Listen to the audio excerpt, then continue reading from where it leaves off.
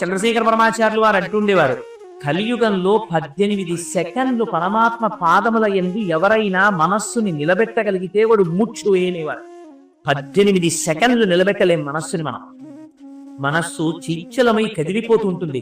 స్వామి ఎప్పుడు చూసినా ఎక్కడ దొంగతనం చేద్దాం, ఏ స్త్రీని చూద్దాం, ఎవరింట్లో తిడదాం, ఈ తాపత్రయమే తప్ప నీ పాదముల యందు చేరట్లేదయ్యా, భక్తినే పాశాలేసి కట్టేవయ్యా అంటారు. చేసినట్టుంటుంది, జారిపోతుంది. స్తోత్రం చేసినట్టుంటుంది, జారిపోతుంది. భక్తితో నడిచినట్టుంటుంది, జారిపోతుంది. తప్ప సర్వేశ్వరుడి పాద పంజరములోకై ప్రవేశించదు. తండ్రి నీ పాద పంజరములో ప్రవేశపెట్టి నన్ను రక్షించంటారు. అదిగో ఇది మహానుభావుడు మన ఎందు కృప కలిగిన వాడు కనుక ఆయనే నడిచొచ్చారు. నడిచొచ్చి 10 హుండీలు పెడితే బాగుండదా, ఈ 10 హుండీలు పెట్టకూడదా, పెట్టరు. అక్కడే హుండీ యంత్రం ఉంది కింద, అది లాగుతూ ఉంటుంది. ఎందుకంత డబ్బు వేయించుకోవడం వెంకటా